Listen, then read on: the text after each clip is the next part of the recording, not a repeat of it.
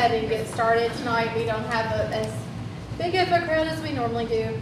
So welcome to our special budget meeting.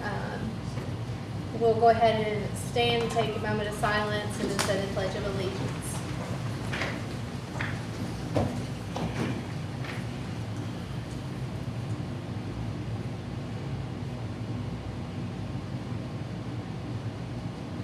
Pledge. I pledge allegiance to the flag of the United States of America and to the republic for which it stands, one nation, under God, indivisible, with liberty and justice for all. All right. So our next agenda item is the adoption of the agenda, and because this is a tentative special budget meeting, it's a special meeting, we cannot change the agenda. On the printed copy, it's a little different than what we have in our portal. So there is an agenda item after the leadership spotlights that we get to hear from the two elementary schools tonight. So I need I make a motion to adopt the agenda. motion by Mr. Kaiser, Second. second by Ms. Rowland. All those in favor say aye. Aye. Motion passes 5-0. Our next agenda item is consider approval of minutes from the regular board meeting on May 26, 2026. I'll make that motion. Motion by Ms. Thomas, Second. second by Ms. Rowland. Is there any other conversation?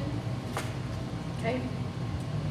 All those in favor say aye. Aye. Motion passes 5-0. Okay.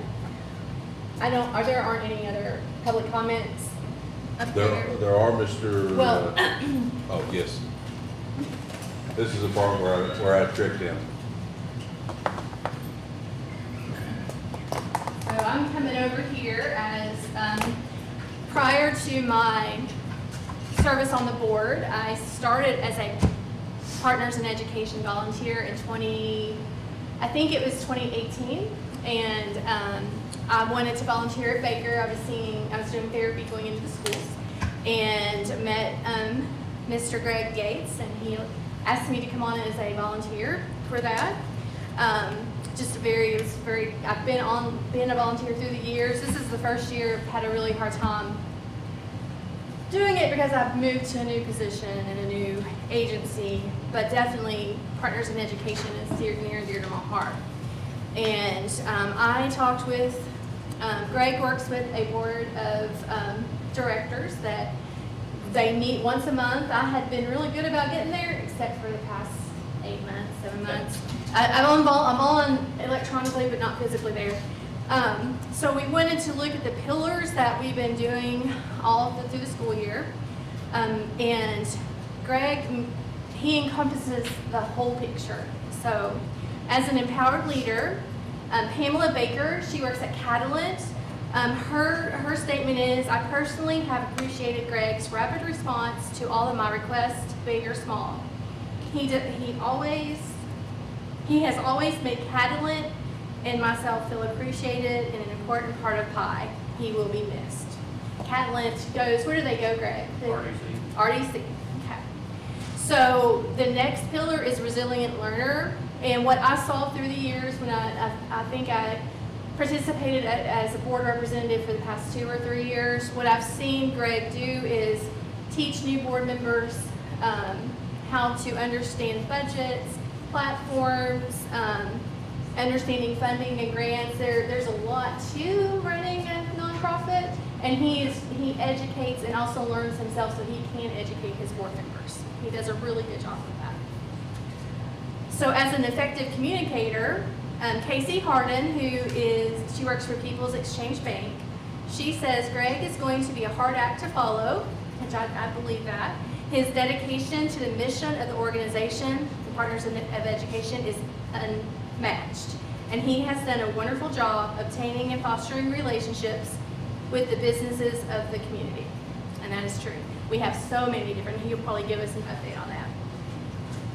As far as reflective innovator, so COVID-19 hit, and I was a volunteer then, and once everyone got back to school, Greg was tasked with rebuilding his volunteer base, And he came up with lots of different ways to do that. And I don't exactly remember what they were right offhand, but I know that he worked really hard because he went from having a really huge volunteer base to people kind of falling out and then having to rebuild after COVID-19. And he's been able to do that, and you can see the growth each year. As an engaged citizen, he serves as the RDC Youth Service Council Advisory Council as the chairman. He's also the Clark County Veterans, on the Clark County Veterans Council as a board member, the DAV Chapter 12 Senior Vice Commander Chapter Services Officer. I know he's been on the Chamber of Commerce Board. I know that he works with the Kiwanis Club. I see him a lot of places, so he is definitely an engaged citizen. He also served in the military. He's an Army veteran and also a National Guard veteran, so he has served our country in many, many ways. And then as a committed collaborator, Cindy Banks, who is the Clark County Chamber of Commerce Director, many of you all probably know her, she says, being the Chamber Director, Greg was more than a lifesaver to me, not only by participating on my Chamber board, but involving Chamber members with PI. It has been a wonderful relationship that I hope continues. So in summary, another board member, Henry Branham, who everywhere, he's everywhere too, and he serves as a PI volunteer as well. And he says, working with Greg for the past 10 years as county judge executive, and then as a volunteer, I have got to know him pretty well. Greg is very dedicated and cares about the students in our schools. It has been my pleasure to serve with such a man these past few years. So I've loved being able to integrate the board members because they work with him very closely. So we would like to do a certificate of greatness for Greg as an empowered leader, resilient learner, effective communicator, reflective innovator, engaged citizen, and committed collaborator.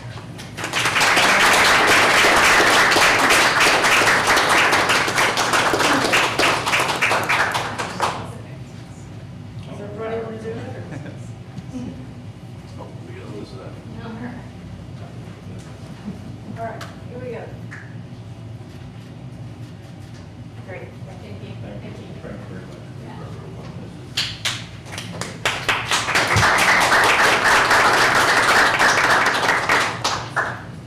And then, Greg, you can come on up and tell us about PI and your retirement plans. I guess I didn't mention he's retiring. That's why we're doing this. Well, thank you very much. That was unexpected, and I do really appreciate it. And I want to first start out by saying I appreciate everybody in this room and board members for all their support for the last 12 years that I've been involved with Partners in Education. Sitting there rambling, and Dustin got me flustered. If he would pass them around, please. And Dustin, if I mess this up, just help me out. But You're good with it's my understanding let me back up. I want to first say I appreciate the support y'all have given monetarily to Partners in Education. Quick story, when I first got hired, it's like they hired me, and 2 months later I thought we was going to be broke and they was going to lay me off. And I remember me and Cora Hefner went and met with Mr. Christie, and they bailed us out. And ever since then, they have been obviously the strongest and biggest contributor we have, 10 grand a year. If it wasn't for that, I would not be here. And I appreciate that very much. And every January, I send a letter to Mr. Howard and Ms. Ellis to request the money. And it's under my understanding it's in the budget. But what I want to do tonight is give you an update on where we stand. I've done that every year, I think. I might not know the first couple of years, but anyways, I've done it for a long time. So what I've gave to you is to look at last year compared to this year. I added 4 new partners. I added Community Trust Bank, the Fly Witches, the Public Library, and WMU. And I'm glad to say that whoever my successor is will start out with 2 more partners on top of that. I've added Community First Insurance and L81. So they'll be off to a good start. Our volunteers has increased, as you can see, primarily because of what I put there. We added back in GRC. It was sort of late in the year. I had to give the new principal time to get his head above water. But most importantly, Miss Lindsay Hale reached out to me, and we added the Phoenix Academy, and that has been a big reason why our numbers of BAM and GLOW mentors has increased so much. So as you can see, we went from having 124 volunteers last year to 150 this year. I don't remember, I have to go back and look. I want to say maybe this is our all-time number. The only one that might have been higher was right before COVID when Catalent had like 40 volunteers. I think we might have been a little bit higher than this, but this is pretty much the most volunteer we've ever had. And so as you can see, that obviously made our volunteer hours go up by 520 hours.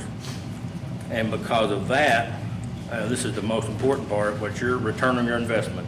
You gave me, or gave us $10,000. Just in volunteer hours, you got back $60,000 and change. Now granted, I did show it down at the bottom, inflation, the value of the volunteer hour just keeps climbing. I remember just like a few years ago, it was like $25, but still, it keeps going up. Another big jump, I was really surprised this year, and I never ask any of our partners to give money. I tell them, if you want to, that's great. Well, I'm just gonna give you a few highlights of what some of ours gave this year. Community Trust Bank bought t-shirts for the staff and students at Concrete to the tune of like $4,875. Catalent bought Christmas angel trees gifts at $2,500 and some more gifts at another $3,250. And the library spent $5,200 on books. And we just added them as a partner this year, like I said. And then Sekasui did, I think it was food baskets for a special ed class, I believe, at Justice in the tune of $2,000. So that's why that jumped by threefold up to $24,985 for a grand total of what you're getting back on your $10,000 investment of $85,266. I know that's the most it's ever been. So you got 8 to 1, which I think is a pretty good deal. The only other thing I want to mention really is bucks for books. You see it drop, and that's because I'm getting my years mixed up here, but the 2 years prior to this year, we had a grant from Steel Reese Foundation of like $5,000. When that grant ran out, then we self-funded the program for Bucks for Books at $3,000. It would be too much for us to handle at $5,000, as she can attest to. But that's why but it's still a great program. Basically what we do is we give $500 to each elementary school. I'm sorry, it's more than that. $700, I think it is, to each elementary, and like $1,600 to Baker. But they create a voucher and give it to students who are from disadvantaged homes so that they can still get a book for free during the Scholastic Book Fair each school year. So that's all I have to present to you, and I won't take a lot of your time. If y'all have any questions, please let me know. But I'm honored to be leaving on a high note and letting the new person then go from there. Yeah, I just want to say the Good Giving Challenge, that's so competitive. You know, you have so many nonprofits going after the money, there's matches, and it's very complicated. Yeah. I'm really proud to see that we were able to raise that much, because it is, you have so many nonprofits in Clark County going after that money, and other nonprofits. 30, I think when I started it was 11, now there's like 36. Yeah. All trying to get a piece of the pie. And if you do it at this time, then you get this match, and that's Yeah. trying to figure it out. So, I'm proud of the work that you've done, and especially if people could see from when they came back after COVID till now, how much work we put in to rebuild this program. Yeah, So, after COVID, we had 30 volunteers yeah, that year. yeah. Okay. Thank you very much. Thank you.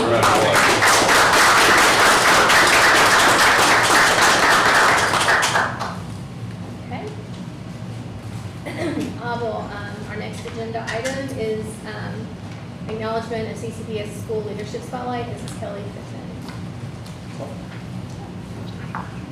Good evening. Tonight we have the last two schools that we will be presenting their leadership spotlight. So we have Justice Elementary followed by Shear. So I will ask Justice Elementary to come on up and I will turn it over to them. Good evening, everyone. To start off, I am going to share a little bit of the background behind the Justice Big Rocks for this school year. So we like to base everything on research at Justice, and some of the latest educational research by TNTP, the New Teacher Project, has an article and research entitled The Opportunity Makers. And it is research that explores what are the top schools in the United States of America that serve marginalized populations, what are they doing to sustain strong academic achievement? And because of that research, they look at all these schools and they find commonalities, and they have found that these schools have 3 things in common. And those 3 things are the things in which we have based our Big Rocks for this school year and what we will for the following school year. So the first is belonging, the second is consistency, and the third is coherence. So everything that we do at Justice with regards to our Big Rocks, the activities, our goals, our objectives, they all fall under one of those categories. And so it is a long laundry list of things that fall within our entire Big Rock, so much that we would not be able to share with you this evening. So we are just going to highlight some of the things that we have done in the area of belonging this evening. So first, this is our 2nd year of implementing JAGS on the Block. JAGS on the Block is something that takes place before the school year begins. So all of our Justice staff, we get on CCPS school buses. We go into 3 of our Justice neighborhoods. We take hula hoops, music, popsicles, footballs, frisbees, and we meet our Justice students and their families in their neighborhoods for a time of activity, of excitement as the school year begins. We partner with our FRC coordinator, Ms. Combs. We have a raffle at each stop along the way of JAGS on the Block, where we provide school shopping sprees for families. They can enter to win that, free school shoes to start the new year, and groceries, things that help our families as they are making that transition from summer back into the school year. It is wildly successful. Every year I feel like it gets a little bit better. I will say that probably the best feedback that we receive from our families is that they don't have to come to us. You know, throughout the school year, it is come to Justice for Title I night, come to Justice for our meals, for our holiday meals, come to Justice for a variety of things within the school year. But this is one time where they don't have to leave their neighborhoods. We go to them and meet them where they're at, and I think that they truly appreciate that sense of community that we build by going and seeing where our students play, where our families live, and it has been a huge and wildly, like I said, wildly successful event that we have implemented, and this was the 2nd year that we did it this year. Mr. Daniel has a couple of other things within the area of belonging that he's going to share with you. On the next slide, you'll see some information about our house system that we just implemented this year. Now with the house system, obviously we wanted to do a couple different things with that. One, obviously if it's right within our Big Rocks of belonging, we split the entire school into 5 houses, and it's from K through 5. You'll have classes from every grade level in every house. It creates a sense of belonging. 2, we wanted to find a way to help integrate the terminology of our Portrait of a Learner. So all of our house names are influenced and inspired by some of our competencies. So we have the House of Empowerment for Empowered Leader. We have House of Engagement for Engaged Citizen, House of Innovation for Reflective Innovator, House of Collaboration for Committed Collaborator, and House of Resilience for Resilient Learner. And so it became common vernacular for the students. So when we're referring to Portrait of a Learner, it's already something that's on the tip of the tongue because they are very well versed at this point in our house system.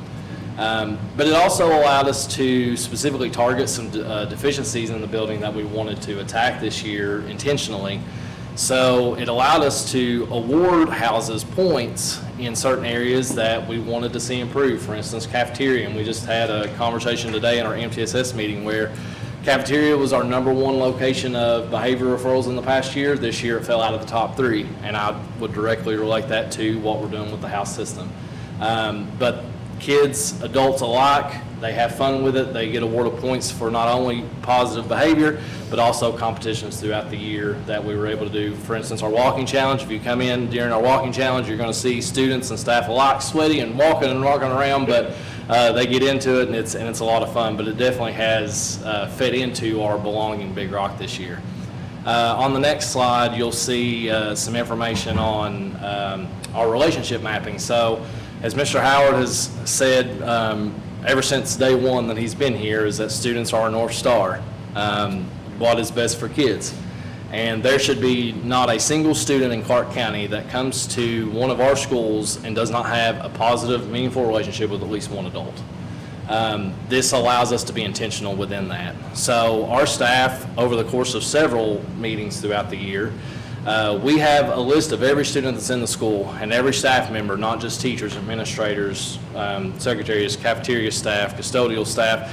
We even arrange a time for bus drivers to come in, and we map what relationships are already naturally there between adults and students within the building.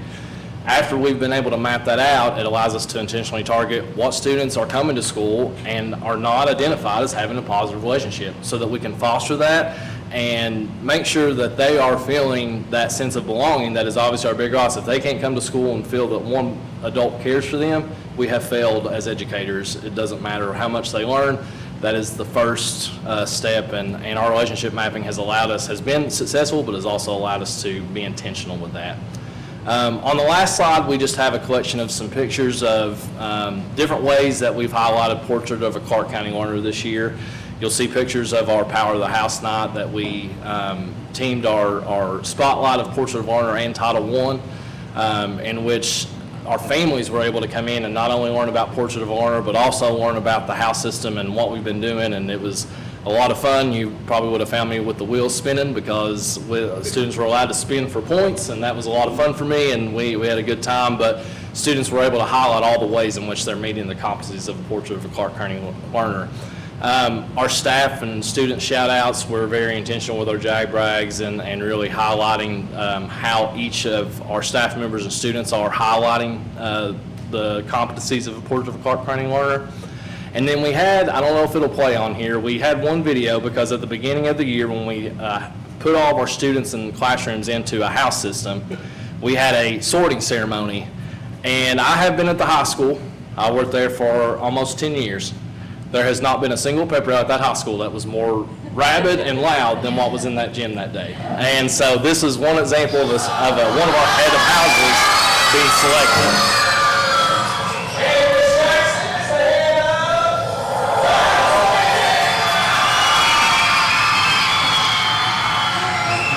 So to say that our house system and our Big Rock of Belonging was a success this year, it was, but it's not something that we'll stop at. It's something that we'll continue to foster and grow into the next school year. But thank you.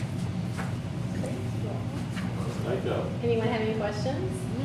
That's I've heard from a lot of schools and different ideas of every school, and this is really good. I like it. Thank you very much. Really cool. Thank you all. Really neat. Thank you guys for coming tonight.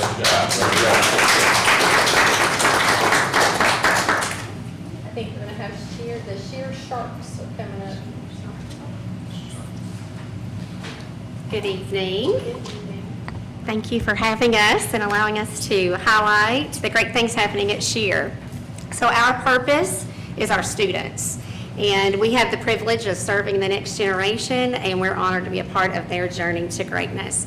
So on that journey, we'll go to our first big rock, which is student engagement.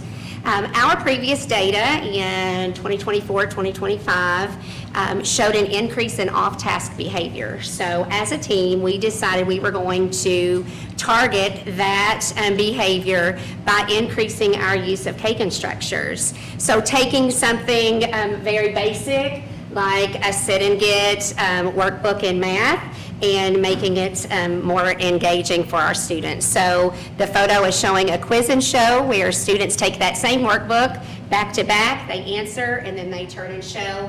And it also increases accountability, and they get to talk to more than just one student at their table.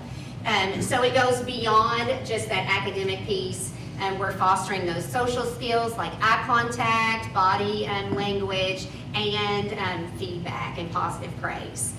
We provided teachers with internal and external coaches to help them perfect their craft.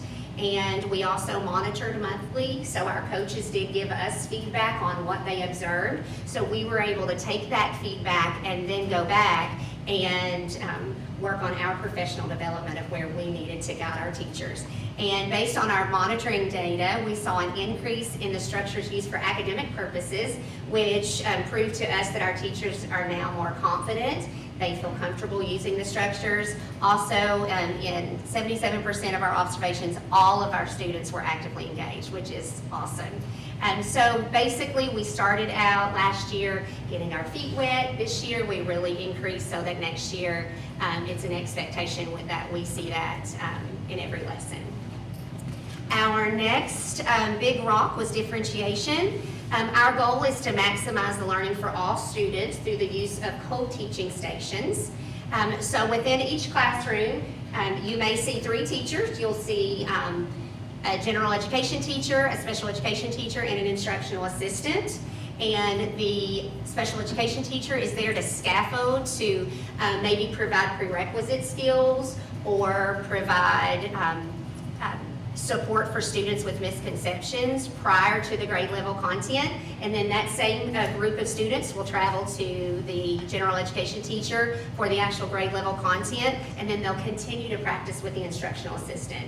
And by doing that, school-wide, we saw our typical growth median go to 104% in reading and 100% in math, meaning that our students were on track to make a full year's worth of growth. And we know that that is because of being intentional with our instruction. During PLCs and planning, we were very intentional with planning ahead for misconceptions, making sure that we are providing specially designed instruction so that we are leveling the playing field for all of our students.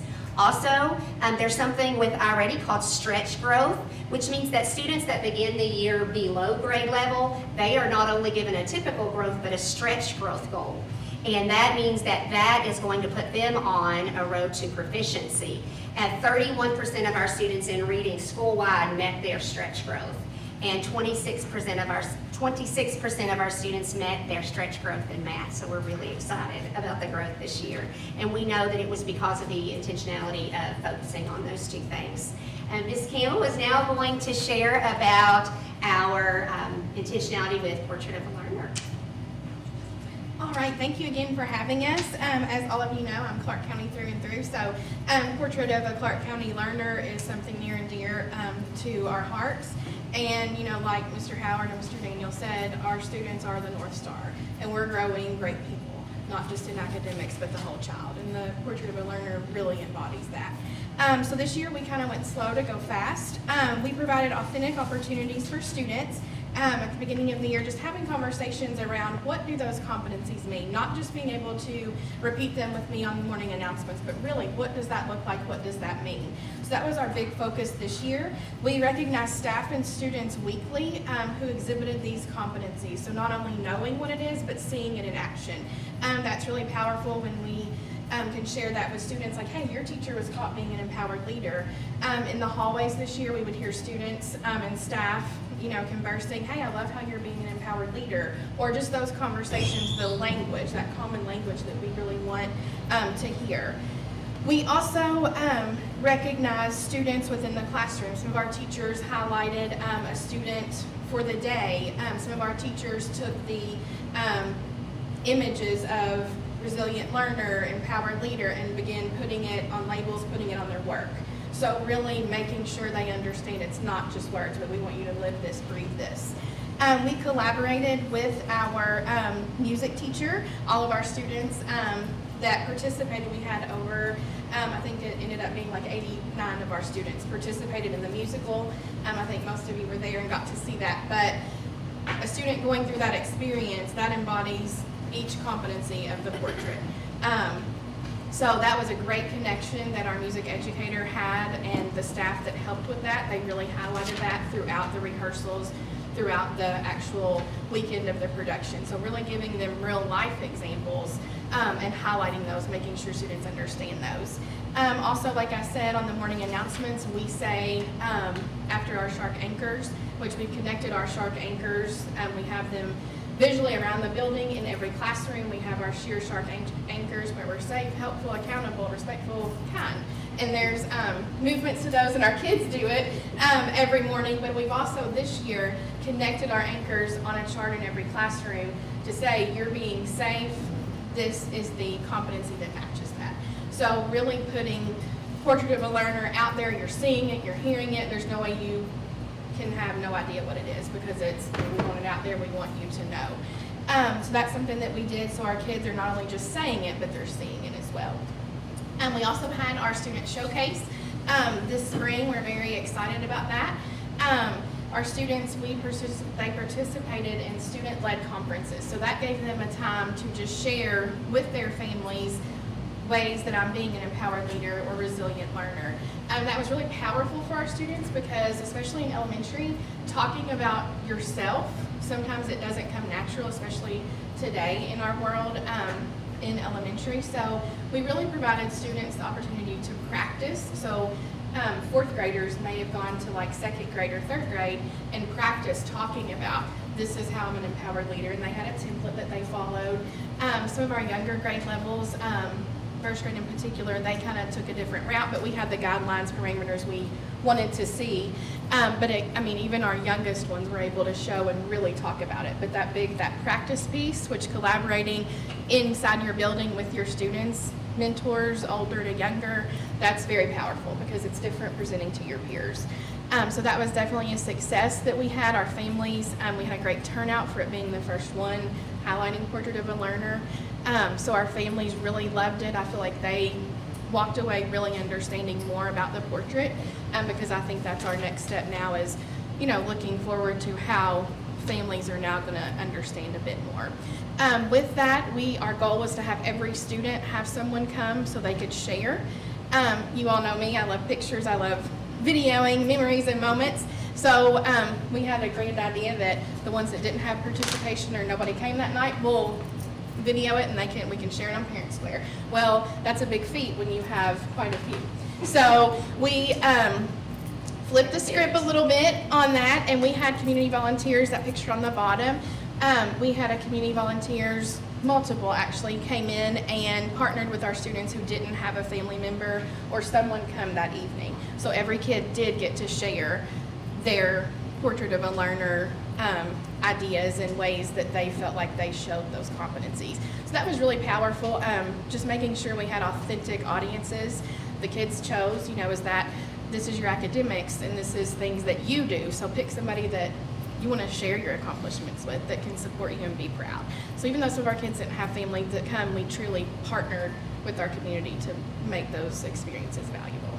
So we look forward to continuing the work with Portrait of a Learner and growing all of our students towards greatness. So thank you all so much. Go Sharks and go Cards, of course. Does anyone have any questions? Great job. Working hard. Thank you all so much.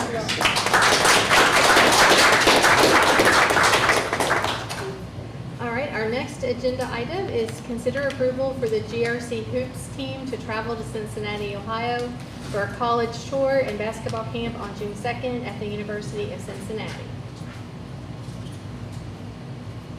So we just need to make a motion to approve this travel to Cincinnati.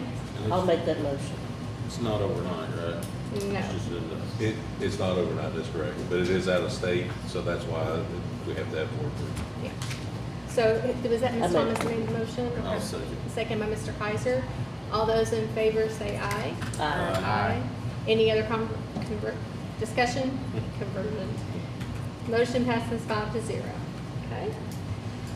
Our next agenda item is consider approval of tentative budget for the 2026-2027 school year, and we have Mrs. Alicia Ellis here to. All right.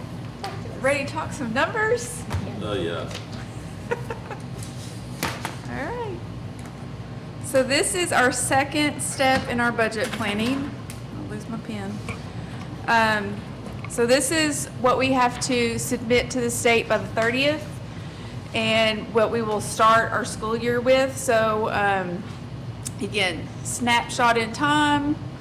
There are still changing factors that will happen before we finalize the budget. Actually, budgets are really never finalized. There's always moving parts.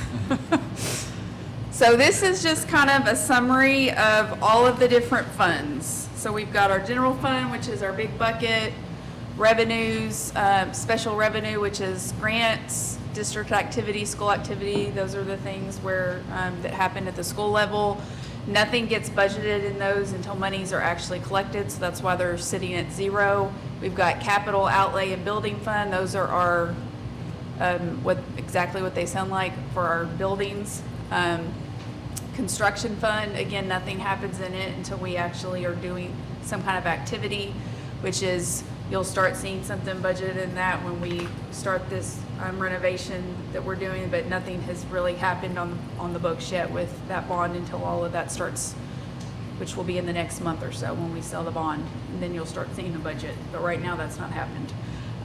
Debt service is where we pay our bonds. School nutrition, food service, that's what that is, Fund 51, and then childcare operations. So those are a lot of funds that we deal with. We've got a lot of buckets of money. So here's just kind of a pie chart summarizing blue. That big blue up there is our general fund. So that is our largest bucket of money. It's where our seat dollars from the state and our local property taxes are taxes. That's our biggest pot of money. Okay. Any questions on quick summary of overall revenues? That's where we start building the budget from, is we figure out our revenues first. On the seat funding, what is the percent of seat funding we got this year? Is seat funding and transportation the same thing? Transportation is within SEEK. Okay, so I know it was like 81%. Yes. Hold on, I got a page on that. Let me dig through my notes here.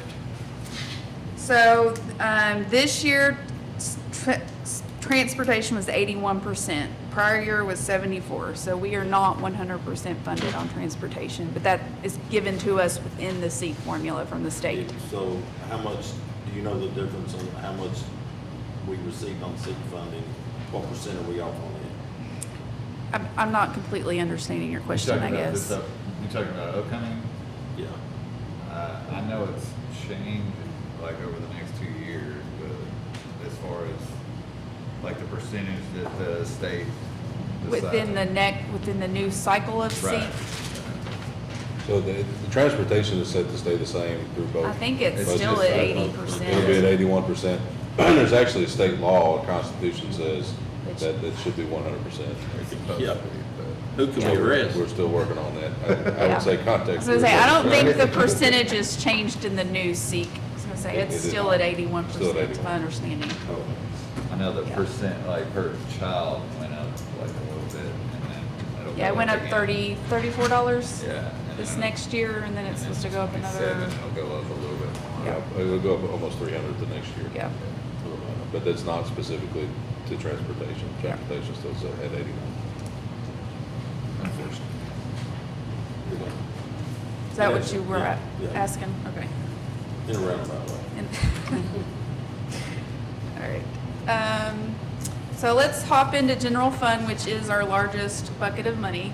So assumptions that this budget is making is that we are going to, just so you can see what the budget looks like at the compensating rate, which is assuming our revenues will stay the same for local dollars. The payroll step increase is just doing step increase, no raises on the budget. And then staffing based on the allocations that were presented in April. And then we have that set aside bucket of expenses for any emergency purchasing that we need to make in case something comes up. Okay, so I know this is kind of small, but basically this is a summary of those revenues. So we're projecting, we kind of cut off most of spending. We still have some purchasing coming up, but most of spending we have cut off at this point. So we're projecting we're gonna have a little bit of an increase to our beginning balance from what we thought at the draft level and what we actually have this year of 8.6 million to 8.8 million. And so that's what we call our fund balance. So there's been a little bit of, so just to kind of give a quick reference on fund balance and contingency. They're two different things. There's been a report from the state out there, so there's just some chatter out there in talk of what everybody has in contingency and fund balance. So there is a report from the state that says we have a 14% contingency. That is not accurate. We have a 14% fund balance, which is this beginning balance amount. So that's when you end the school year, what you roll over into the next year, that's your fund balance. So that's what you brought in for the year, what you expended for the year, and what you got left over, your fund balance. That does not necessarily mean that's what you have sitting in your contingency bucket. Because you have commitments, you have things that you've got set aside, that you have planned for certain expenditures or liabilities that you have to set aside and have committed to things. And so we have a 6% contingency, more like 4 million instead of 8 million. So that's kind of a difference of what that looks like. So that report from the state's a bit misleading. So I just wanted to kind of, so we have like sick leave balance, we have school carryovers, like there's different things in that fund balance that's not really contingency. So again, property taxes are remaining the same. And then the rest of this is kind of looking at historical amounts. And then we've got two different buckets that have changed a little bit. Local revenues, we have gone down. The big difference there is interest, which our cash has gone down. So I'm not expecting to have as much interest. And the revenues that we're getting ready to get from the bonds going to be a really quick in and out, honestly, because that project's going to go pretty fast over the summer. So it's not like the preschool money where we sat on it for almost 2 years and had a good chunk of interest come in. So we've decreased that interest bucket because we're not going to have as much interest coming in like we've had in the past. And then also we had a Sprint lease, but that's that broadband line that we just sold, so we don't have that source of revenue anymore, which is about almost for a year, almost 100,000. We don't have that bucket of money anymore. And then down on the transfers at the draft level, we did not think we were going to have the use of capital funds because we thought we were going to have to pay that in debt for this new bond. But then when we've sat down with Compass and talked about bond and structuring our bond payments, we have kind of inloaded our payments, so we had less payments at the beginning of the 20-year bond so that we could take advantage of our capital funds and have the cash now. So we do have that cash right there. Which is a transfer you all approved on Tuesday. Yeah, so what we talked about on Tuesday, that capital funds request, that's what that money is. So that's back in the budget. So those are the two biggest difference between draft and tentative. Is any questions there? And then this is kind of the pie chart for revenues. And our two biggest buckets of revenues are SEEK and property dollars. So they're about even, but when you add up the three buckets of local taxes, we're really they're at 38%, and state dollars are at 35%. So we're a little bit more on the local taxes than we are on state. And then the rest. If the state would fully fund it, it wouldn't be, right? Well, a lot of that has to also do with equalization, which we're going to look at a chart here in a second that kind of explains that. But so those are our two biggest buckets when it comes to state and local dollars. The rest is made up of some miscellaneous revenues and our Medicaid monies that we get from the federal level. So this is what I was talking about, a chart that we would look at. So I don't know if this thing has a pointer, but the bottom blue line is our property values, okay? And then the gray line is state and the orange line is local. So the correlation between this is as our property values increase, which is what has to do with the value of property only. This has nothing to do with tax rate, okay? This has to do with the value of our property in the county, which means how rich the county is. You can see that the gray line is going down. The blue line's going up, the gray line from the state's going down. So the state says, as your county gets richer in value, we're gonna give you less money because you have the availability to raise more money in your county. So the local line, orange, is going up. So they're saying you have the availability as a county, because you're a richer district, to receive more money locally. So it's an equalization from the state. That's what the SEEK formula does. So, because the state money is the SEEK. Okay, so that's what the state money is SEEK. So that's what equalization in that formula does, is a county gets richer in property value, because that's one of the very first pieces of the formula is property value, okay? It says as this dollar value goes up in property, we're gonna take state money away from you because you have the availability to tax your citizens more and get more money out of your local people, so we're as a state gonna give you less money. That has nothing to do with the tax rate, that is completely property value. So that's why, as the property value goes up, we're getting less SEEK dollars. So it really has nothing to do with what you all are setting the tax rate as.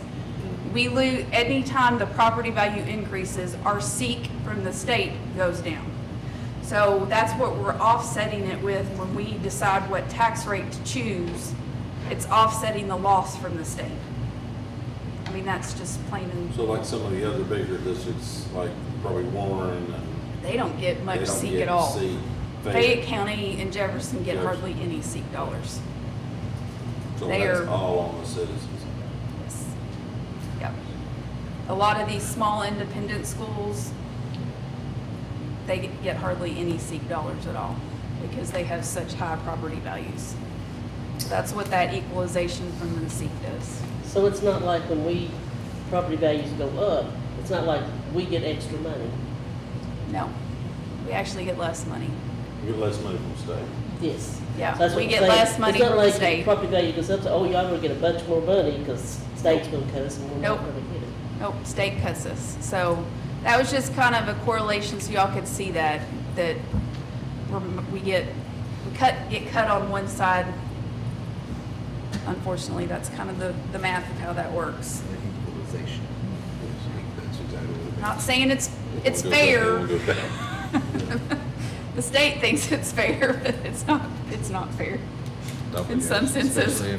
Well, You like and stuff we're with the local growing. taxpayers. Transportation is supposed to be funded All the time. 100%. So much, Yeah, so much more growing that's happening right now with subdivisions getting out Yeah. there, adding another subdivision, adding on to the subdivision behind Lowe's. yeah, They're building a new one on 627, so yeah.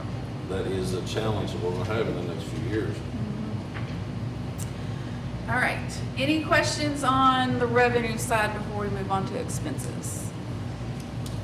All right, so summary of expenses. Pretty simple. Yeah, it's pretty, so not a whole lot of changes. I mean, some, but we combed through expenses and did our best to cut as much as we possibly could cut. We have pared down positions as much as we could pare down to make sure that we had as much facing towards our students for the needs that we need. We have, through attrition, not replaced positions when it comes to like central office stuff. I'm not gonna name positions specifically, but I mean, we are doing our best to make sure all of our monies are going forward facing to students. You can look at some of the buckets of money in 0400. It has gone down about 400,000. That's summer maintenance project money that we've done a lot of stuff around the district, and we have decided to not put some money back in that budget, to just kind of hold on that right now and pause to make sure that we have enough money where we need it when it comes to staffing. Fuel, unfortunately, that's in the 0600. We had to increase that about 200,000 to accommodate for inflation and fuel costs. It just is what it is. Everything is up. So what was the budget last year for fuel? About 400,000. And we're increasing it, is that going to be? And we're going up to about 600,000 is what Mr. Snell has requested for next year, because the costs are just If it exploding. doesn't go. It's double the price right now, though, is what I'm saying, I just. No, and to give you, Oh, and what he spent last year, what he spent, that's what you're asking. Yeah, So fuel, like half of the year this year was Yeah, like $2 so- something a gallon, then it went to $5. yeah. So he, in 25 total spent 400,000, and at half of the year mark this year, he'd already spent almost 300,000. So, yeah. And he's been shuffling monies the last couple months trying to get all the bills paid before the end of the year. He So- feels pretty solid about that covering it though. He does. I mean, is that covered if Assuming we it stay didn't at go $5 to a seven, gallon? $7 a gallon, right? I mean, Yeah. so we're really at the mercy of diesel prices. But- Early in the fall, I'll give you an example, we were budgeted like $3.50 a gallon.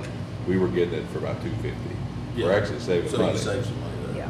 But then everything went wild, and then we immediately went to being worried and losing, and then it went really crazy. It jumped up to $5 a gallon. We had only budgeted $3.33. So we've set the budget on kind of current prices, high end, to make sure we'd have enough money.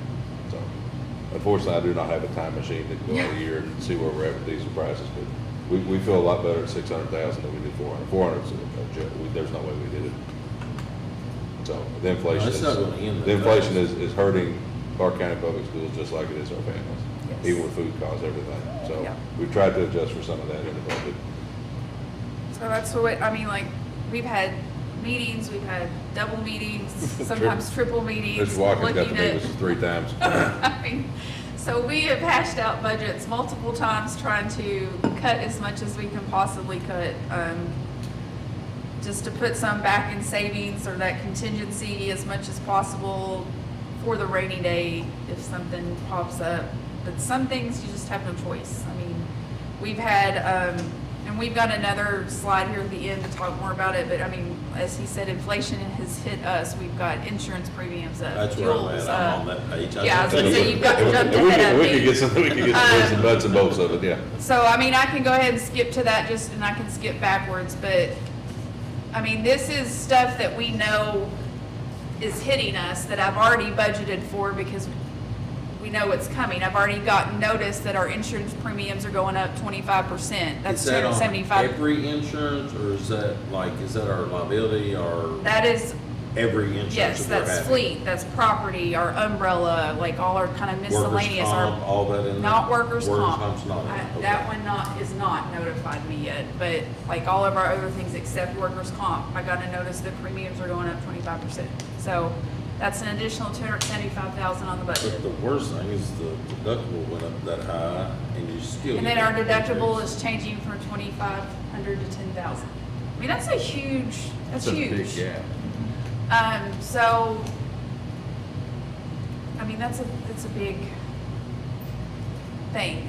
Fuel costs, we just talked about that. I mean, Ms. Fitton has, I mean, she has requirements coming up with these, high-quality instructional resource requirements. They keep throwing out this HQ hour thing, and I'm like, what are you saying? I don't know what that is. And then finally, I'm like, can you please spell that out for me? But I mean, So we did, it's in the parentheses up there. We spelled it out for everybody. So, I mean, we have some grant funding, but we don't have enough grant funding. So we are gonna have to put some general funds towards this $700,000 year one cost. I mean, we. So, how many years is that, we're gonna be paying that? That cost is for year one. It does get cheaper after that. Okay, so Year how one's many all years are we inclusive. looking at though? Um, Is it a continuing thing for year after year after year? So we've got, what, about 400,000, I think we come up with out of Title I and II to put towards that. So we're still talking about 300, 400,000-ish that we need out of general fund. And then you can see utilities are up. We have already know that our athletic trainer contract went up. We're gonna talk about raises in the next line item. So I mean, just, there's all kinds of costs that are just Yeah. up for us, just like they're up for everybody in their personal lives and other businesses. I mean, we're not, I mean, we're subject to all of that just like everybody else in the county. So, we have to figure out how to make that work in our budget, just like everybody does in their home budget. So, let's jump back a couple slides, but that's. Can I ask just real quick, can we just get more information about this high-quality instructional resource requirement? Is that like a program? What is that? Yes, ma'am. We're gonna plan on doing that at the June board meeting. I'm gonna show some of our high rating data results, and what we've done in the past, and then what we're looking to do for this next school year. So those are basically instructional tools to teach kids how to read and do math. So even with our curriculum with Gordon Gillingham, teaching phonics, teaching the basic foundational literacy skills, we are still having gaps in our upper grades. So we're looking at several curriculums. One we piloted is called magnetic literacy. We're also looking at some math curriculum for grade level for the entire district. So those things are going straight in our classrooms, straight to kids. So- We're not talking about, supplies for teachers. But it's in all grade levels. That's not- correct. Yes. We're not targeting one particular group of that. 100%. Whereas we've been so heavy on K through 3, like I keep talking about teaching kids to read, now we want to make sure they continue to be successful. So we've got to get the staff curriculum that they can use to teach kids. You talking about the most important thing, we can talk about it. Instructional resources for kids in their hands to close gaps or eliminate them. That's exactly what we're talking about. Thank you. Absolutely. Thank you both. Thank you, Ms. Ellis. Oh, absolutely. All right, let's jump back a few slides. We skipped some stuff. Okay, so summary of expenditures. Personnel, as we said, is our biggest expenditure. That it accounts for 85% of our budget.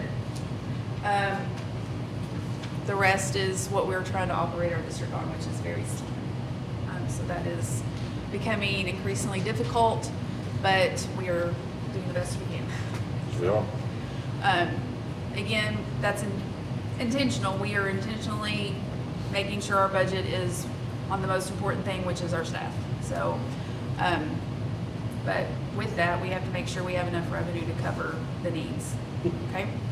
So, what that looks like in a sense of, do you have enough money coming in the year to cover the expenses that you're trying to pay out in the same year? Because you do not want to operate reoccurring expenditures on rollover, okay? So what this slide is telling us is, do we or do we not, okay?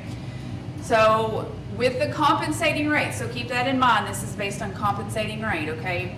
We have $51.1 million coming in for the year. Right now, we have budgeted going out 55.6.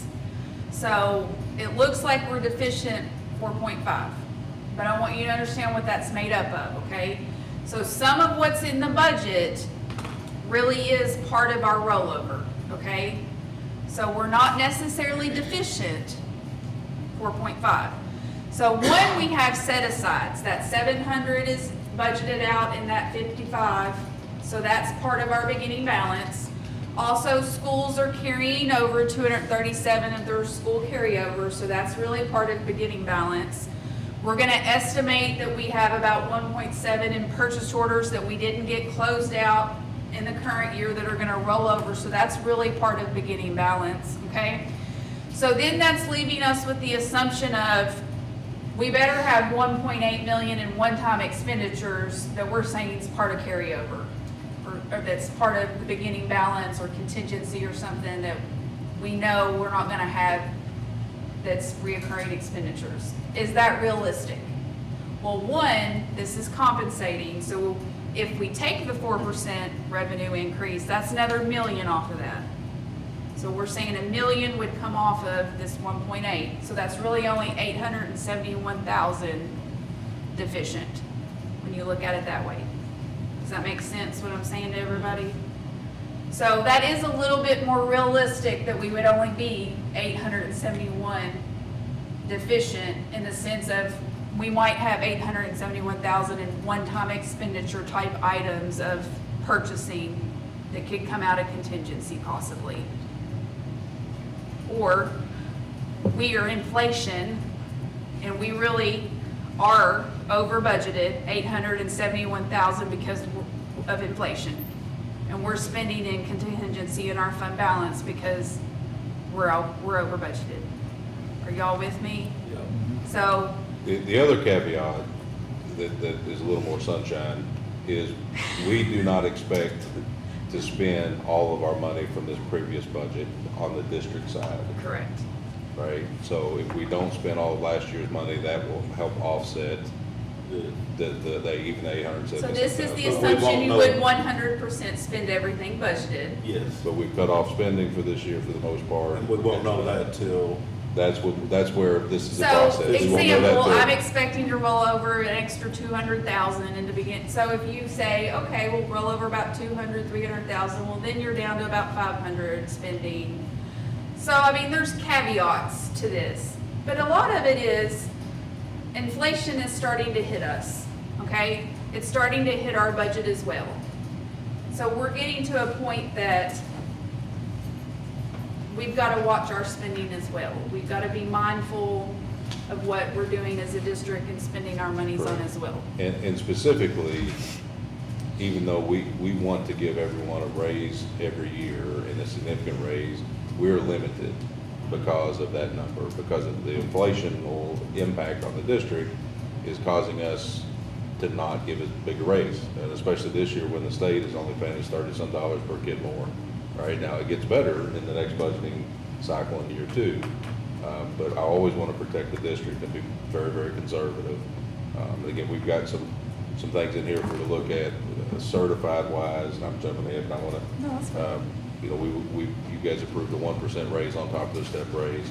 We're looking at classified tonight, so you'll get to some numbers on, and Alicia, my recommendations on what we can comfortably afford, right? But those are the conversations moving forward on what, and why we're limited. I don't want our staff to think that, you know, we don't want to support them, we don't want to give them raises, because we do, because they're dealing with the same inflationary factors in their homes. You know, we've got 1,300 employees who are paying higher water bills, electric bills, gas bills, right, insurance bills, et cetera. And if we don't help support them, they start going other places, which hurts kids, right? And my job is to do right by kids, and then hire and keep the best staff, because that's the best way to do right by kids. So I just want to make sure I narrate the right way. You know, our staff live in this community as well. You know, right? They also have higher property assessments they're dealing with. And 60 to 70% of our staff work and live in this district. And almost all of our classified staff who are the lowest paid in our district live in Clark County that are also dealing with higher assessments of properties. So that's a fact. So as we move forward, again, we just want to be really conservative. We want our staff to understand it's not that we don't appreciate you any less because the raise wasn't as big. We appreciate you tremendously. In fact, we cannot do the work without you because you're the backbone of what we do for kids. But I want the board to be very well educated on that piece. So, just kind of moving forward still. Contingency's actually in a better spot than we are currently. And looking at this budget, we're at 6.6, whereas currently in our working budget right now, we're at 6.3. So it's a little bit better looking at this tentative budget. So getting into the considerations, kind of building on what Mr. Howard talked about, these are the options to build revenue into the budget from where we sit right now. So obviously the max that we have available to us to take is the 4% revenue increase, which again, these are assumptions because we don't know exactly what it will be until we get our tax reports from the state. But we're assuming it'll be close to this, a little bit over $1 million, with the assumption that it'll be a rate decrease. So we're going on the assumption based on the last 3 years of what property values have kind of increased, that roundabout they'll go up about 7% again with this last quadrant being assessed. So that would put the rate around 64.1 with an increase of that revenue to us of a little over $1 million. I gave you some different percentage options there to look at just so you all can see what that looks like. But kind of what that looks like to the citizens. So this is kind of like, what does that mean to our property owners? I mean, residents in 3/4 of the county most likely are going to see lower tax bills this year because their property values aren't going to change. The Board of Education has reduced the tax rate for the last 3 years. So unfortunately, that quadrant that we just talked about, the last quadrant that we're estimating the 7%, we don't know 100% what that percentage is going to be. We're just estimating. But unfortunately, they're being reassessed and they're not immediately going to see that decrease because of the property value area being increased. That lower rate will be evident for them in the future, next year and beyond. But keep in mind the tax bills that they're reflecting all jurisdictions in the county, while the Board of Education is the largest, we're not the only one. I mean, there's multiple taxing jurisdictions. So But this is kind of what a 4% looks like. So currently, we're at 65.5. If that estimation is close and it goes down to the 64.1, that's a 1.4 cent change. So that's just on our part of the taxing bill. That's not taking into consideration anybody else. But on a $100 value, $100,000 property, that's $14 for the year, and so on, 200,000, 300. So that's what that looks like for the property owner. So that's just kind of a visual what that looks like. So, kind of, that's the revenue available to us, what we're kind of talking about, if that's something the board wants to consider. What you all have approved is that 1% for certified, so we already know we've kind of taken up $276,000 for certified. These are some. Is that already in the budget? It is not in the budget you just looked at. Okay. Okay. So looking at revenue up here of roughly $1 million, or if you choose one of those other options, so we're gonna have to do some math, kind of thinking math-wise. That's not being approved in this item we're talking about right now, but this is just kind of looking at numbers. We'll prove that when you all look at salary tables on the next item. But this is hourly options. So you've got percentages and what that equates to SIPs-wise, okay? So in their step raise, they're gonna get a 1% or 15-cent increase. They're already getting that, which is built into the budget, okay? That's already part of what they're gonna get next year. So anything you would add additional would compound onto that for them. So this is what that would cost. If you gave them another 1%, it'd be 15 more cents, and they'd get a 30-cent raise, and so on. If that makes sense. So these are the options.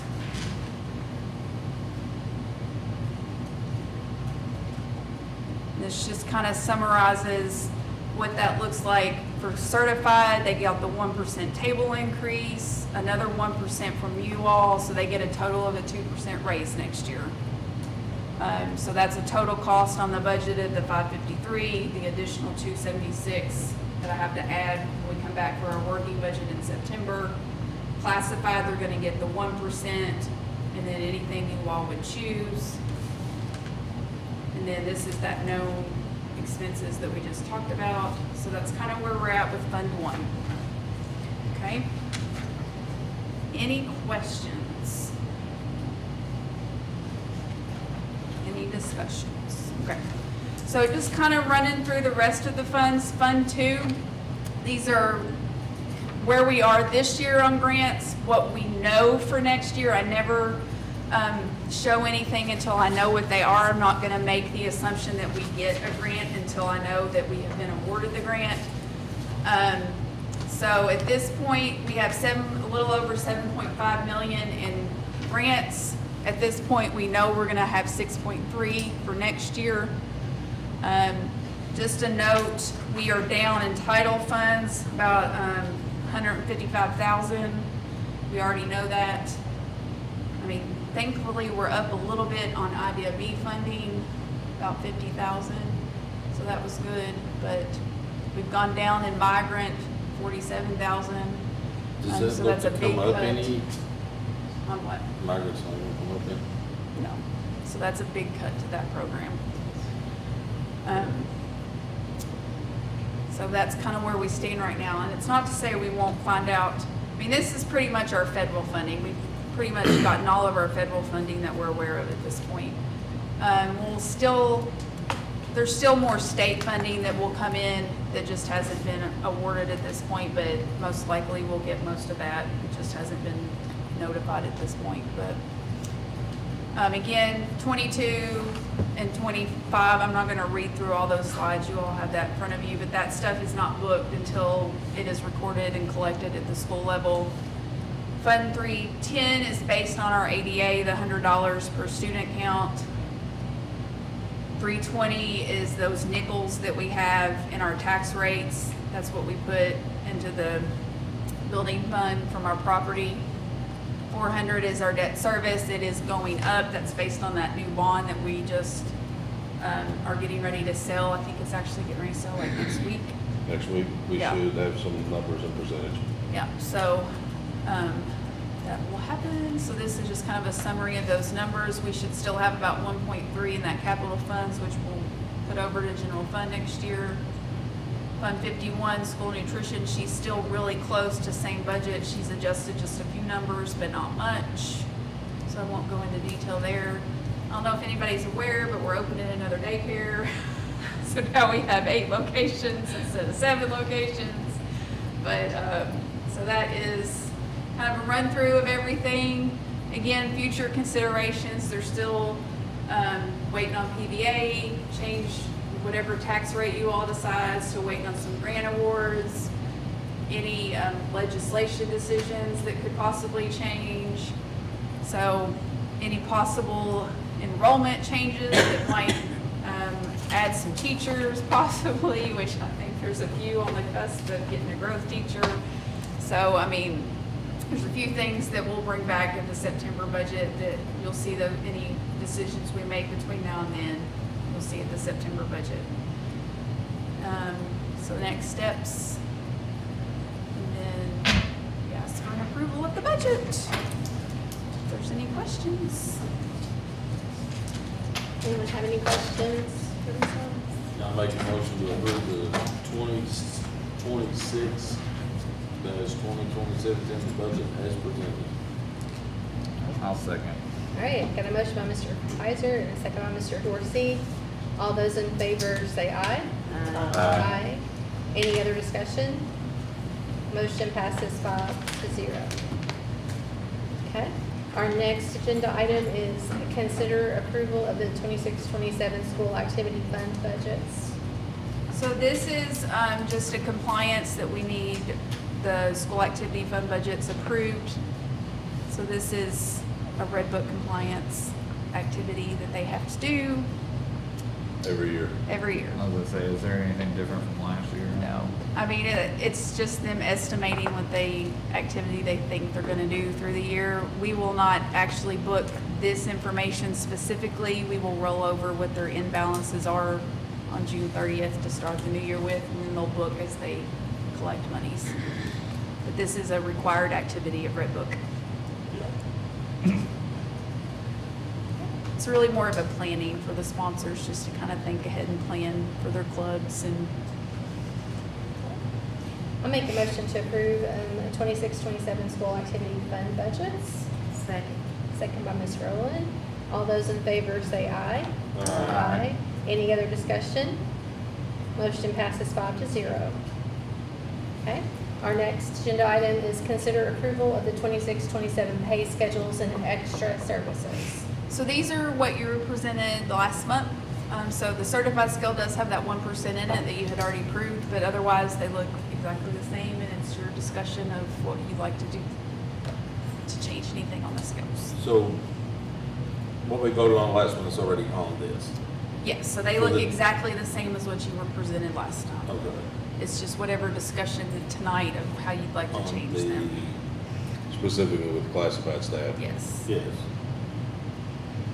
I didn't add or put anything in it because I wasn't sure what you were wanting to do. We're waiting on the will of the specifically board. for- Yes, the will of the board for the classified staff.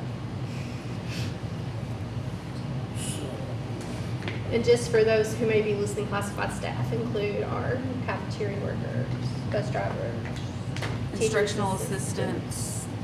Attendance guards, custodians, bus monitors, Secretary. secretaries. So a lot of the people that make this district run.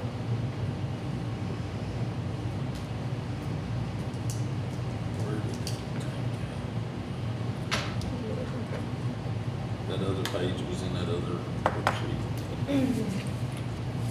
The, I think I know what you're looking for. This one. Yeah. So if I understand this correctly, the raise we've already put in for the teachers increases the budget by $276,750. Yes, sir. And if we do 30 cents, 2%, that increase by 214, but that actually equates to Like 490. 45 cents. Oh, raise yes, it'd be with their 45 step cents with their raise, step raise. And the 30 would be 45 cents, right? Yes, sir. That's what I'm for. 45 cents, I mean, it would be the 30 The 30 cents. And that would add, That adds to $214,000. $214,000. Plus, you gotta put in the 276, so it puts you right at $500,000 you're spending on. Ms. Ellis, how do you, I mean, I'm gonna sound like a therapist, how does that make you feel when we say that? That was funny.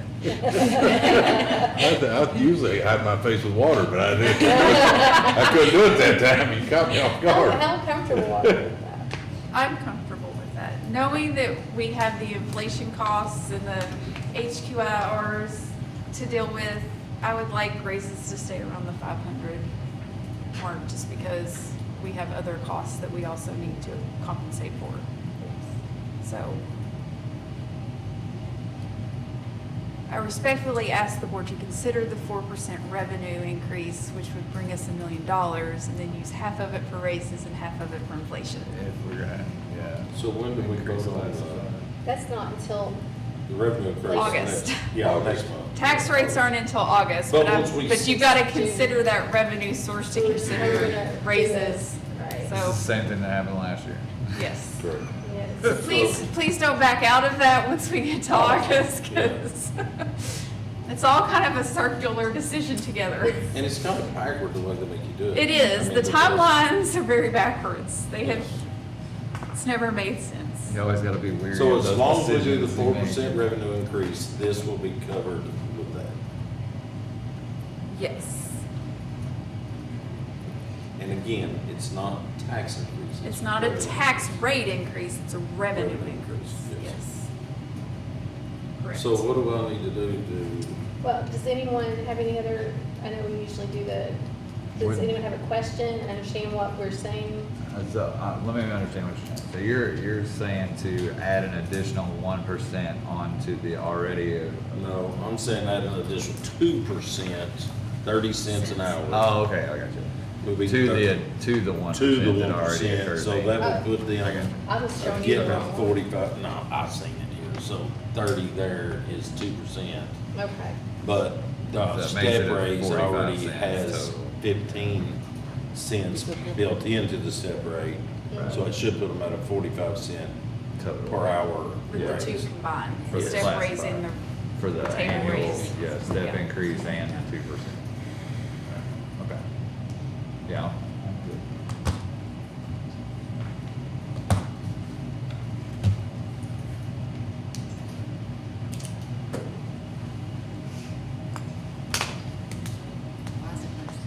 Or what, because you, We we all. would thought you all had When something we're to say. talking, we're all talking about this specific, so what were you all thinking?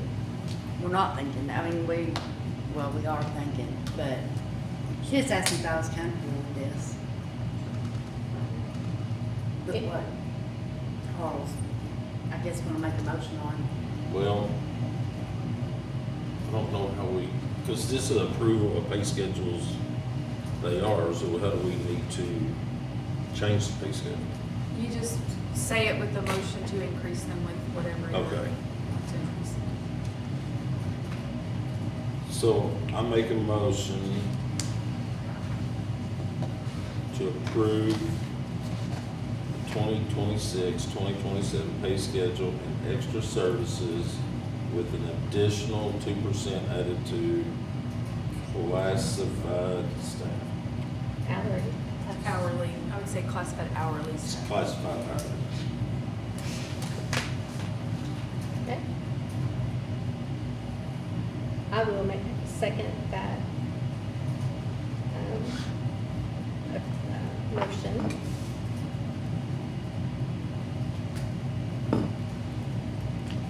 All those in favor say aye. Aye. I hear three. I hear Kaiser, Hall, and Dorsey. Can I get an answer from Roland and Thomas? Okay. All right, motion passes 5-0. Does that make sense, Mrs. Bell, what we did? Okay. All right. Is that all? That's all from Ms. Ellis. We'll let her. For the moment. I mean, you know, from my perspective of looking at this, reading it, I feel like I always have a good understanding of the budget, how it works. You do every month. Could be more transparent, reading through these things to know what we're spending our money on and what we're doing. I see a lot of work.